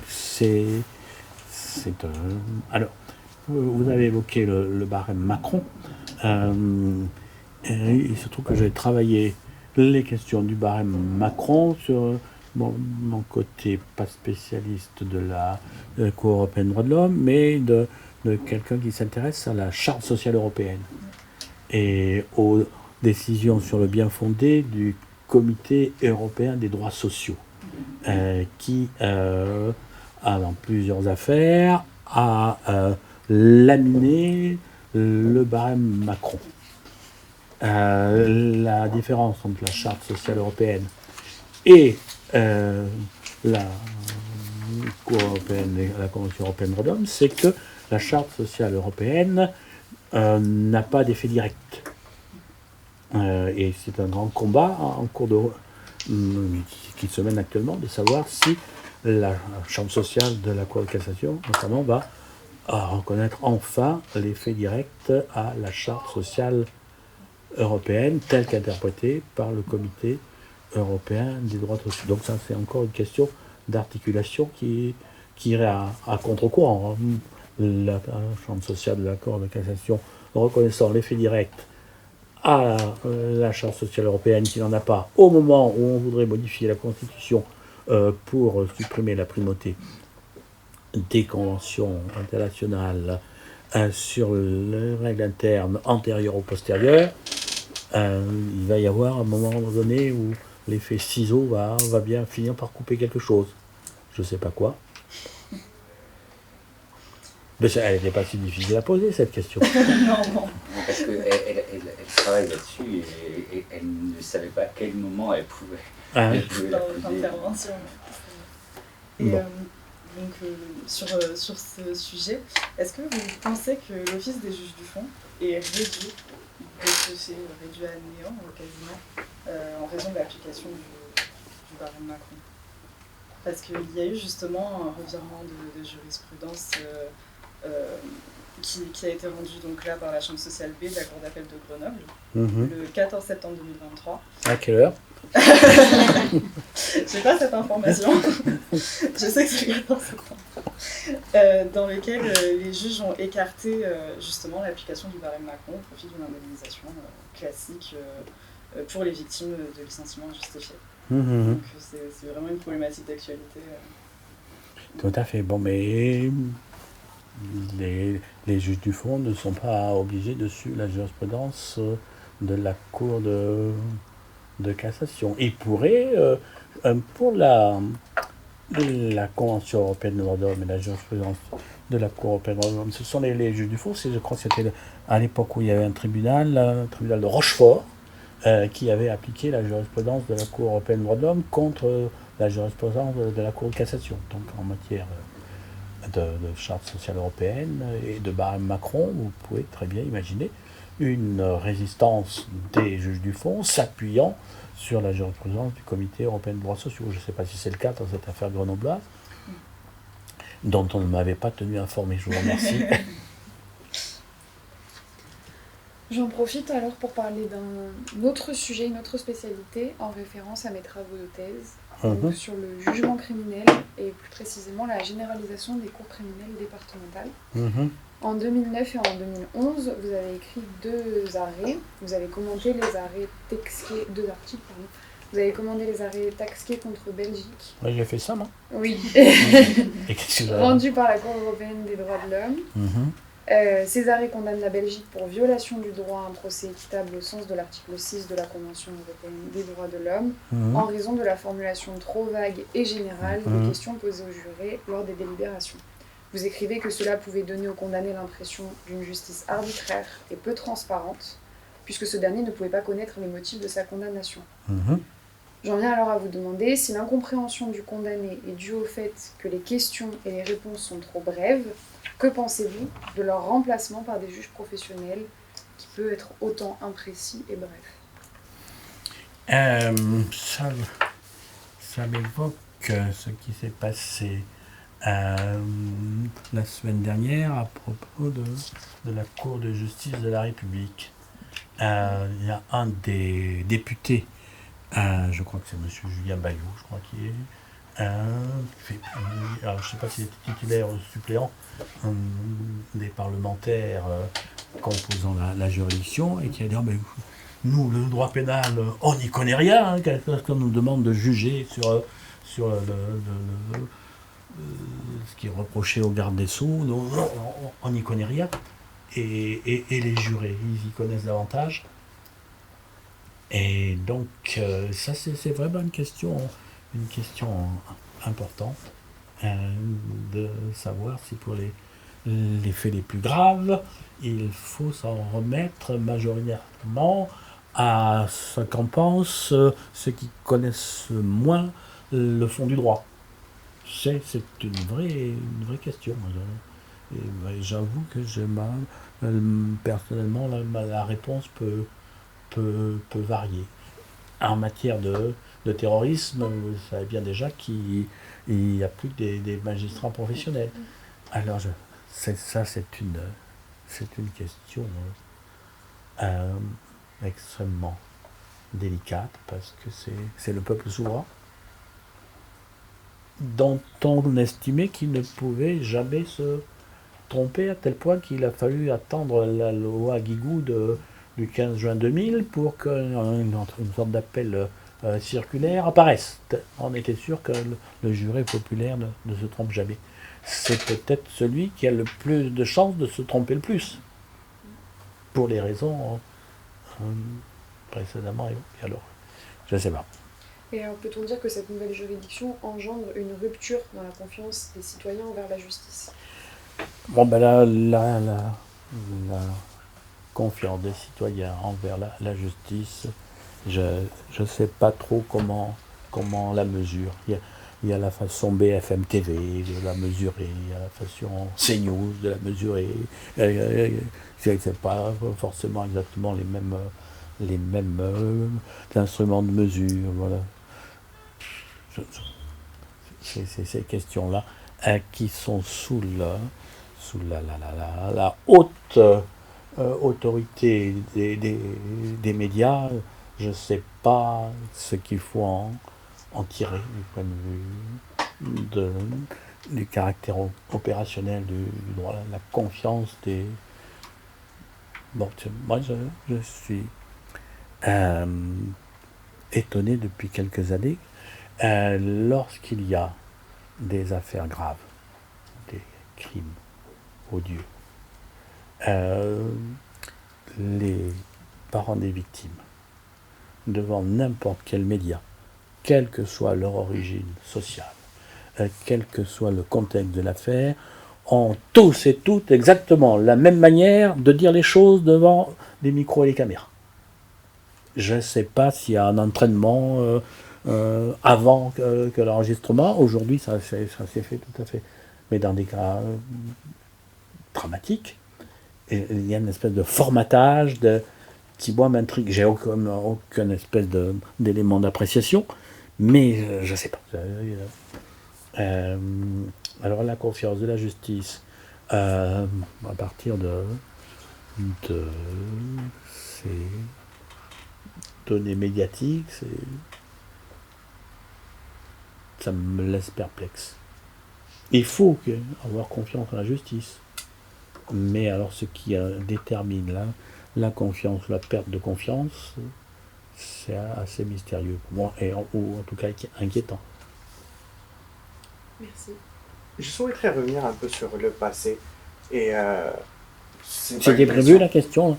Je- Oui, allez-y, allez-y. Pour éviter, enfin c'est pas pour éviter, mais pour changer un peu sur le fond et sur des questions un peu trop sérieuses et revenir sur votre passé, je sais pas moi, vos souvenirs d'enseignant, de chargé de TD, si vous étiez chargé de TD, vos meilleurs souvenirs, vos pires souvenirs, les conseils, il y a aussi beaucoup de chargés de TD. C'est marrant parce que je pensais la même chose que toi. Tu me doubles. Donc voilà, un peu, commençons par les meilleurs souvenirs et les pires souvenirs, après peut-être que les autres Puis les conseils à donner. Voilà, les autres Voilà, chargés de TD peuvent poser des Un jeune qui questions. veut faire une thèse maintenant, vous lui dites quoi? Les thématiques qu'il faut, quelle sensibilité pour le coup, quel thème serait pas approprié, mais disons, voilà, qu'est-ce qu'on peut s'interdire? Est-ce qu'on peut s'interdire quelque chose? Ou les mauvaises choses à éviter, les bons conseils à donner. Les bons conseils à donner, je ne sais pas s'il y a de bons conseils à donner. Moi, j'ai fait soutenir 34 thèses et les parcours des 34 étaient tout à fait différents. Lorsque j'avais une demande pour diriger une thèse, je posais toujours la question suivante qui était pensez-vous que si vous ne réaliserez pas la thèse que vous avez en tête, vous le regretterez tout le restant de votre vie? Si vous pensez que vous ne le regretterez pas, arrêtez tout de suite, c'est pas la peine. Et si vous pensez que vous le regretterez, allez-y. Et allez-y en vous disant que la thèse, c'est quelque chose de trop important pour être ramené d'emblée au rang de moyen. J'ai toujours considéré que la thèse, ça devait être une fin en soi. Ensuite, quand on en arrive au stade du docteur Le Borgne, que ça devienne un moyen pour accéder à un poste universitaire, là d'accord. Mais pendant qu'on l'a fait, je crois qu'il faut éviter. Ah oui, il faut que je fasse comme ça, parce que si je veux avoir un poste d'ATR, c'est comme ça que plutôt. Ça, il faut, de mon point de vue, il faut arrêter tout de suite. Et je pense que c'est pas une si mauvaise méthode, parce que parmi mes 34 docteurs, je mets entre guillemets, et il y en a à peu près la moitié qui sont universitaires, dont 3 agrégés. Donc le conseil n'était pas si mauvais. Et je pense qu'il faut, allez-y. Il faut vous donner à fond. J'ai une autre anecdote pour montrer ce que c'est que la thèse. Je connais bien, même si je le vois un peu moins souvent, quelqu'un qui s'appelle Olivier de Scuter, que vous connaissez peut-être pas, qui est un collègue belge, qui a été pendant 7 ou 8 ans le responsable des Nations Unies pour l'alimentation. Il avait fait ses études avec presque depuis la première année belge jusqu'à la fin, avec un excellent ami qu'il avait, que j'ai rencontré une ou deux fois. Et arrivé là, leurs chemins se sont séparés. Olivier Discuter a fait une thèse magistrale sur l'office du juge, sur les droits fondamentaux. Et son ami est devenu avocat. Et après quelques années d'exercice dans leurs fonctions respectives, l'ami d'Olivier de Scuter lui a dit j'ai pris une année sabbatique. Ah bon? Et qu'est-ce que tu vas faire pendant cette année sabbatique? J'ai vu qu'il y avait l'organisation d'une traversée de l'Atlantique à la rame. Et je vais faire ça. Mais qu'est-ce qu'il prend? Non, je vais le faire. Alors je vais avoir un partenaire qui me sera désigné par les organisateurs, et il a fait effectivement sa traversée de l'Atlantique à la rame avec un partenaire tellement spécial que pendant toute la durée, il ne lui a pas adressé une seule fois la parole. Mais il a tenu à faire ça parce que, avait été dit à Olivier de Scuter, j'ai pas pu faire la thèse, mais il fallait absolument que je fasse quelque chose de plus grand que moi. Je crois que c'est ça. Quelque chose qui est invraisemblable. Et pourtant, regardez-le, il est bien arrivé. Et donc, il faut, si vous avez les possibilités techniques et morales de faire une thèse, n'hésitez pas. J'avais une collègue que j'ai toujours, qui s'appelle Françoise de Quevert-des-Fossés, qui disait un jour que elle n'avait jamais rencontré un doctorant qui regrettait d'être devenu docteur. Alors que les doctorants, en regrettant de ne pas être devenus docteurs, il peut y en avoir beaucoup. Quoi qu'il arrive, si vous y arrivez, quelle que soit la fin vers laquelle vous dirigerez votre thèse devenue moyen, si vous avez réalisé cet exploit, ça vous irradiera tout le reste de votre vie. À partir de cette idée très simple, c'est que les objectifs, c'est fait pour être atteints. Si tout d'un coup on vous dit, mais votre meilleur souvenir d'enseignant, c'est quoi? Si vous avez un souvenir d'enseignant, quelque chose qui vous a marqué dans votre carrière d'enseignant. Je crois que tout m'a marqué. J'ai qu'un mauvais souvenir. Un très mauvais souvenir d'un de mes doctorants qui s'est suicidé. Et ça a été quelque chose de... Donc, mais les co-doctorants avaient, face à l'événement, avaient demandé à ce qu'il y ait une réunion parce que je réunissais mes doctorants une fois tous les 2 mois, et là il y avait une réunion exceptionnelle, et donc chacun s'était exprimé. Et c'était une quinzaine, et sur les 15, il y en avait 2 qui ont expliqué devant tous les autres qu'ils étaient passés par des phases de dépression, qui avaient été à 2 doigts de les pousser à la même extrémité. Et donc ça m'avait permis de réaliser à quel point la condition de doctorant, c'est dur. Il peut être, s'il n'y a pas une ambiance générale, comme il y en a à Toulon et ailleurs. Et je m'étais toujours dit que c'est le seul regret de ma carrière, c'est pas la thèse qui a poussé ce jeune homme à se jeter par la fenêtre de la salle des doctorants, mais la thèse n'a pas été assez forte pour le retenir.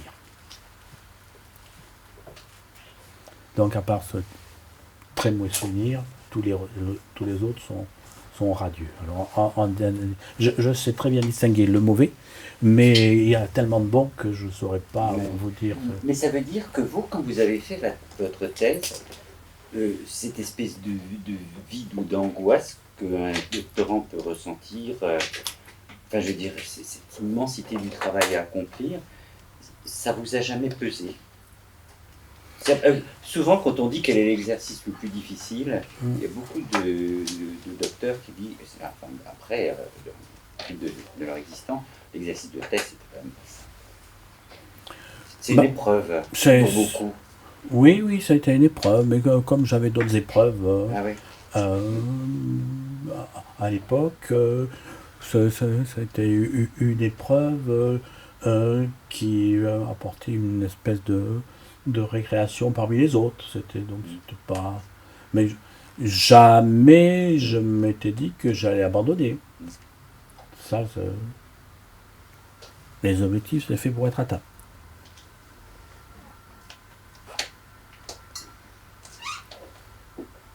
Bon, c'est pas un exploit, hein, il y en a d'autres qui ont surtout des thèses. Mais bon, il faut vous y accrocher. Est-ce que vous trouvez qu'en fait, être docteur aujourd'hui, c'est quand même... l'enjeu est... Enfin, c'est compliqué, quoi. Parce que les lendemains sont incertains. Les lendemains sont incertains. Il y a encore, même si elle vient d'être un peu resserrée, la passerelle qui permet de devenir avocat, c'est quand même... Ça n'existe pas dans les autres disciplines, hein, c'est quand même un filet de sécurité, en quelque sorte, qui n'est pas négligeable. Mais bon, je pense que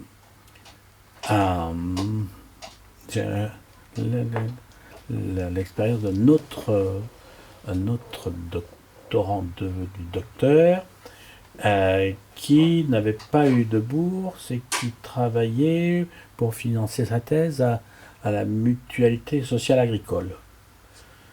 Et on lui avait demandé ce que c'était qu'une thèse, et quand les gens de la mutualité sociale agricole se sont rendus compte ce que c'était qu'un travail de thèse, l'immense volume de choses à découvrir, à synthétiser, à classer, à organiser, se sont dit, oh, bah alors, là on a un dossier d'une question générale, personne ne sait par quel bout le prendre, et ben, vous n'avez qu'à essayer de voir ce que ça donne. Et ça correspondait tellement à ce que le travail doctoral lui permettait de faire, qu'il a débrouillé tout ça, et qu'une fois docteur, il a été recruté par la mutualité sociale agricole, où il a fait carrière de très belle façon. Donc, il y a le grade, et qui en soi est quelque chose, et c'est un point d'arrivée. Mais c'est aussi un point de départ. Et le point de départ, ça peut être dans beaucoup de directions. Il y a un savoir-faire, des compétences, déjà de caractère, de volonté, diriger, inflexible, et puis de compétences d'organisation des idées, qui peut faire merveille dans beaucoup plus de domaines qu'on ne l'imagine. Et je pense que les recruteurs, en dehors des recruteurs universitaires, n'ont pas suffisamment conscience de ce que un docteur en droit peut leur apporter de particulier. Je ne suis pas persuadé, mais je présume qu'il y a plein de dossiers, plein de choses qui traînent, parce qu'on ne sait pas par quel bout les prendre, qu'un docteur en droit pourrait, ça dépend bien entendu des domaines et des spécificités scientifiques, mais qu'un docteur en droit aurait la compétence pour les prendre efficacement en charge, pour le mieux-être général, pas seulement du recruteur, mais de la société en général. Il faut valoriser les compétences du docteur en droit. Et il faut d'autant moins hésiter à le faire qu'il est au même niveau de formation. Il est beaucoup plus facile de devenir docteur en médecine ou docteur en pharmacie que de devenir docteur en droit. J'ai rien contre les thèses de droit, de médecine et de pharmacie, mais c'est à peine plus qu'un gros mémoire. Et c'est déjà pas mal. Mais le supplément de travail et d'âme qu'il faut déployer pour devenir docteur en droit, eh bien celui-là, il est hors des radars. Et je crois que moi, en général, je pense beaucoup de mal des écoles doctorales. Parce que je crois que les écoles doctorales, leur rôle, ça serait plutôt de mieux faire connaître à la société civile ce que le doctorat peut apporter, ce que je dis là, ce que je soupçonne, c'est pas à moi d'aller voir, mais je crois que les écoles doctorales manquent à leur rôle essentiel plutôt que de mettre des contraintes. Moi, j'ai toujours été contre les délais pour faire les thèses. Ça regarde personne. C'est compte tenu de ce que je vous disais tout à l'heure, c'est une fin en soi. Ça ne regarde pas l'administration. Surtout, vous êtes adulte, majeur, vous appartenez à l'élite intellectuelle de votre génération, de votre promotion, et on vous soumettrait à un système de tutelle. Ça ressemble un peu à la femme avant la réforme de 1938. Si elle n'était pas mariée, majeure, elle avait la pleine capacité d'exercice. Elle se mariait, elle tombait sous un régime de semi-incapacité. Eh bien, le doctorant, c'est pareil. Il est majeur, mais si c'est en thèse, là, il tombe sous un régime de semi-tutelle. Ah, parce que, mais oui, mais regardez, il y a 3 ans que vous y êtes, et alors, est-ce que vous croyez que ça va pouvoir continuer comme ça longtemps? Non, mais moi, je ne supporte pas ça. Parce que je pense qu'il s'intéresse beaucoup plus aux statistiques. Ben voilà. Et donc, et ça tient, classement. Et imaginons, et si l'université de Toulon apparaissait en 2008e position sur le classement de Shanghai, quel triomphe! Non, mais ça, moi, ça, je ne supporte pas ça. Et j'ai jamais supporté ça, et jamais pendant mes activités de directeur de thèse, je suis un très mauvais exemple. J'ai jamais fait ce que l'école doctorale me disait qu'il fallait faire. Et c'était pas systématique. Souvent l'étudiant il travaille. Mais à côté, l'étudiant il travaille. L'étudiant il travaille dans certaines universités.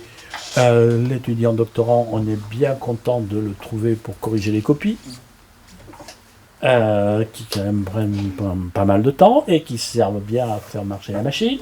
Et une fois qu'il a corrigé ses copies, alors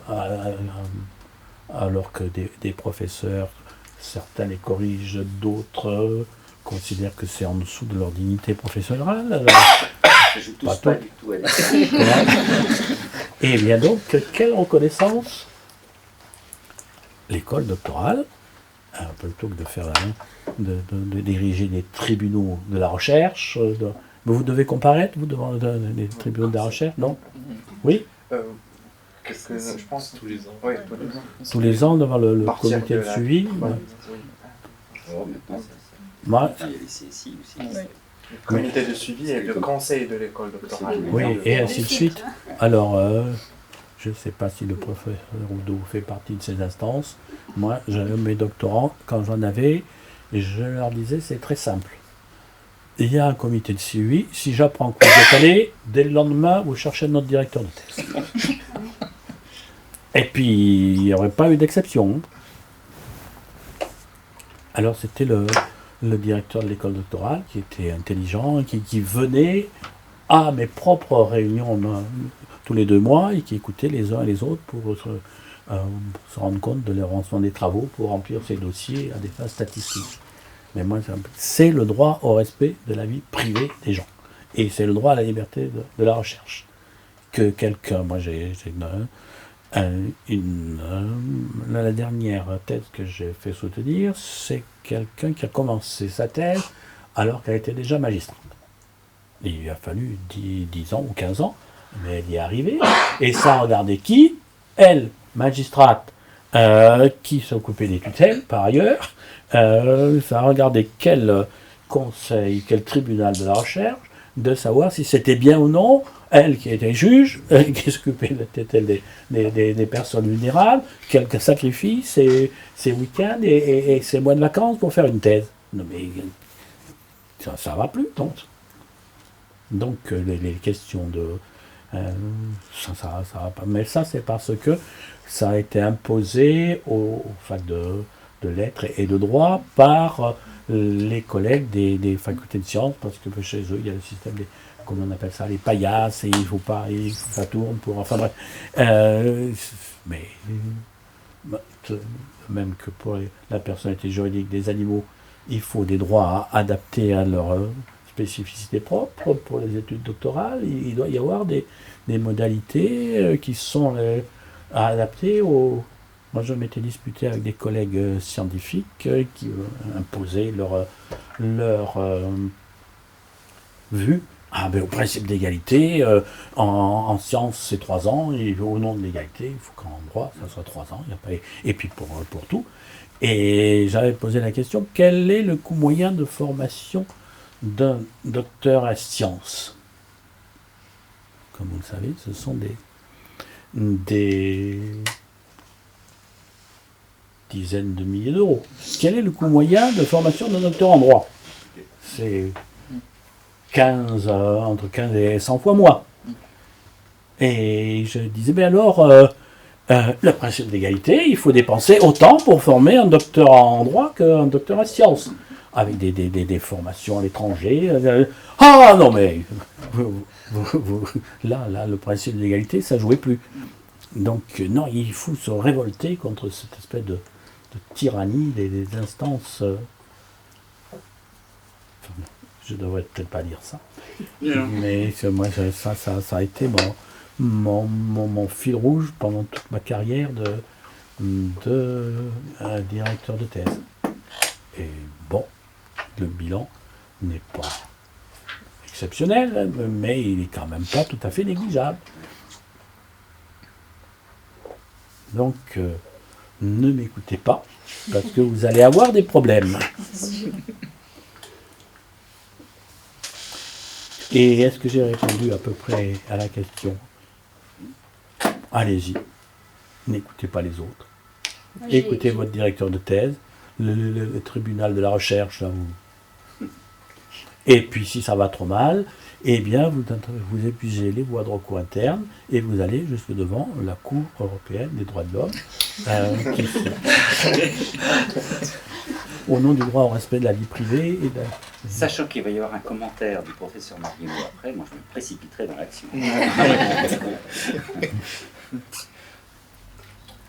J'ai une question sur votre rapport à l'écriture. Vous avez une œuvre prolifique, vous avez beaucoup produit durant votre carrière. Je voudrais savoir si ça a été toujours douloureux pour vous de passer à l'écriture, à la rédaction.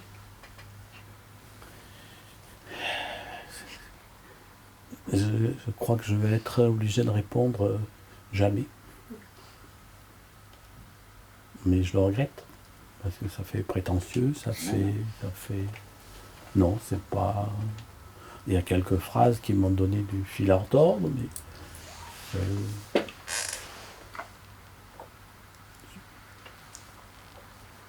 Non, je vous prie de m'en excuser. Mais vous étiez un enfant lecteur? Vous étiez dans les livres? Oui. Il faut être dans les chiffres? Je lisais beaucoup, même beaucoup trop, hein, ouais.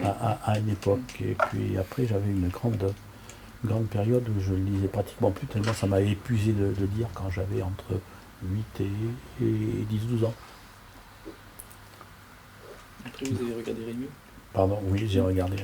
Et donc un autre conseil que je donnais à mes doctorants, qui était le suivant: si vous voulez à peu près bien écrire, il vous faut beaucoup lire.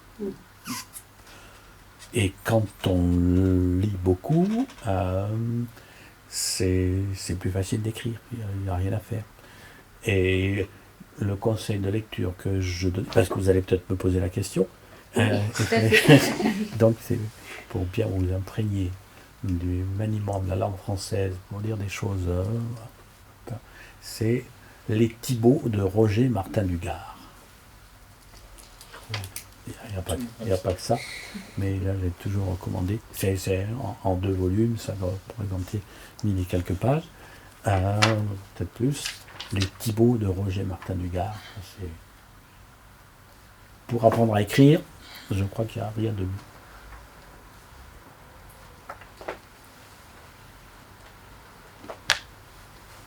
Vous avez épuisé votre stock de questions? Non, il y a encore une ou deux. Peut-être une finale? Parce que je sais pas, il reste combien de temps là? Pardon? Oui, parce que là... Non, là, déjà tout à l'heure, j'en pouvais plus, et là, je me suis donné à fond. Oui, Peut-être pour finir. oui. Oh là. Pour finir ou pour m'achever? C'est quoi le droit pour vous? Alors, c'est quoi le droit pour vous? Eh bien, c'est à partir d'une définition de Philippe Gestaz, qui, quand j'ai commencé ma thèse, venait de publier à la revue trimestrielle Droit civil un essai de la définition du droit emprunté au domaine des beaux-arts. Et où il avait cette formule que j'ai eu l'occasion de lui rappeler il y a quelques mois ou quelques années, et était tout émerveillé de constater qu'une telle phrase qu'il avait utilisée ait pu avoir un tel effet sur quelqu'un.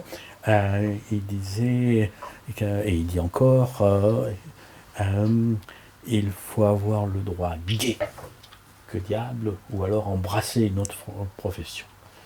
Et bien, le droit, c'est un peu comme le vin pour certains, quoi. C'est quelque chose qui rend gai. Et non, le droit, c'est à la fois un syndicat de lutte contre les souffrances et quelque chose qui est extrêmement jouissif.